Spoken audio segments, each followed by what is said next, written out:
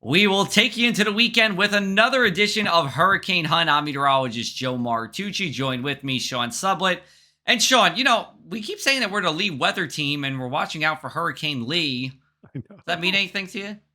I know. Believe me, that hit me pretty hard right away. I'm sure the corporate folks, God love you, are happy with that. All kinds of name recognition.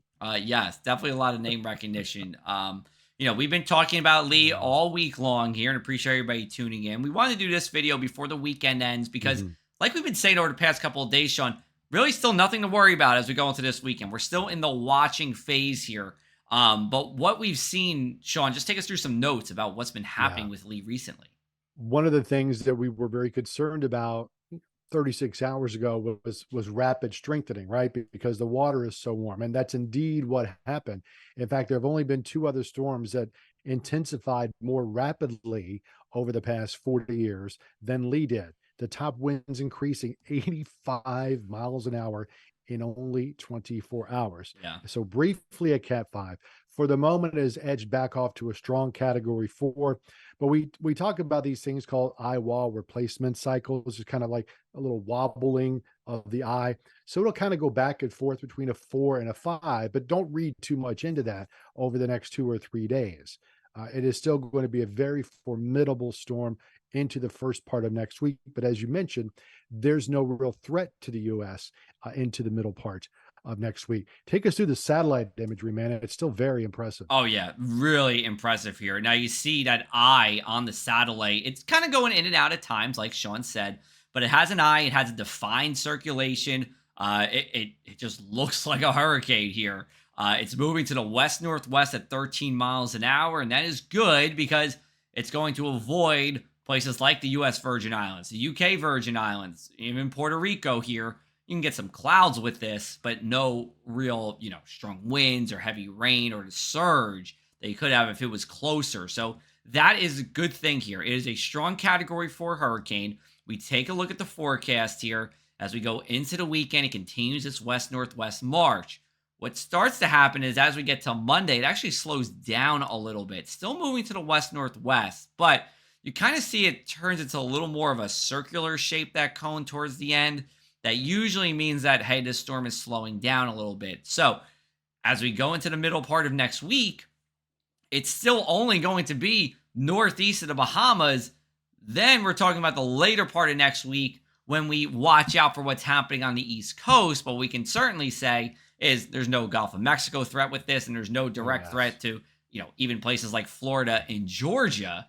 But take us through the hurricane categories, Sean, Yeah, very, as we very go forward. grateful Yeah. for this. That hopefully it misses the Bahamas as well as those steering currents do begin to back off. So categories ones and twos, they're still to be respected. But once you get to a category 3, that's when it is classified as a major hurricane with extensive damage. Once those winds are in excess of 111 miles per hour, but right now, it's more on the lines of a strong Cat 4, up to 155 miles per hour. That's when everything near the coast is pretty much flooded out. There's dramatic difference to exterior structures, and the power is normally out for weeks, if not longer. And once you get to a Category 5, that's truly a catastrophe. Anything over basically 155, 156 miles an hour is catastrophic. There's no need for a Cat 6 because everything above 155 is catastrophic. And you see the storm surge there saying 18 feet plus. It's important to remember here that the storm surge is not as intrinsically tied to the categories as these other mechanisms, because the storm surge depends on the size of the storm, the shape of the coast, and so many other things. So it's important, but it's not the end all be all. Now, beyond the 5 day cone, we look at those ensemble forecasts. You see them plotted up on the screen. By the way, each one of those blue dots is 24 hours apart. But once we get to Wednesday, that's when you start to see that hook or that turn back to the north. Right now, we're still very optimistic, cautiously optimistic that turn to the north does happen earlier rather than later. So we still think for now it's going to be a miss for the southeast coast, but nonetheless, the waves, the surf, The rip currents, they're all going to be high across the Carolinas, all the way up to Virginia, and probably even into the Northeast, Joe. So take us past this time frame and how the tropical wind fields might play out beyond about Wednesday. Yeah, totally. So we'll get you over to that point in time here, and you see, these winds as we go through the weekend, staying away from land. Now we get to Wednesday here. You see those purples? That's hurricane force sustained winds, constantly blowing winds, not a gust. Where you're seeing those yellows, that's tropical storm force winds here. So it's a pretty large wind field here.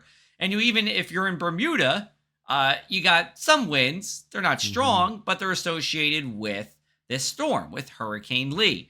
Now, according to this forecast model, it makes a sharp turn to the north, and you notice how it accelerated. Usually, as you gain latitude, the further north you go, the faster things usually move. The precise track, again, still in question.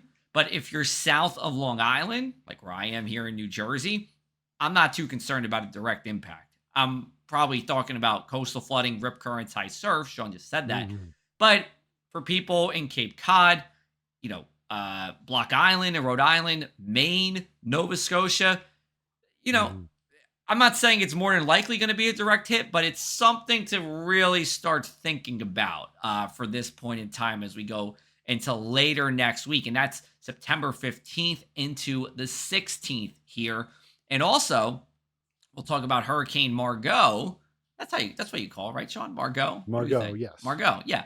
Talk about Margot. That's not going to do anything for us, but it is helping to steer Lee as well. So, you know, everything kind of comes in tandem when you talk about the atmosphere and how they interact with each other. So, Sean, It take us is all away with some connected. notes as we wrap up here and go into the weekend. Yeah, so Lee did pretty much what we expected to do in spades, as it were. High category 4, and we'll kind of wax and wane between a 4 and a 5. The big thing is it's on this kind of steady state train, not expecting a lot of change over the weekend into the early part of next week. Then that turn happens Tuesday, Wednesday-ish, and then accelerates to the north, whether it's a little closer to the coastline, a little farther out to shore. That's going to be still open for some discussion. But as you alluded to, I think the biggest threat right now is for Long Island and places north. Not that you should just check out southward from there, but I think that's where the highest risk is going to be. And we will know a lot more by Monday and Tuesday of next week. Yeah, we'll do another hurricane hunt video on Mhm. Monday here before we send Sean off to Italy, away from the tropics, enjoying some great food, people, culture in Italy. He'll be the second person on our Lee weather team to be in Italy this year.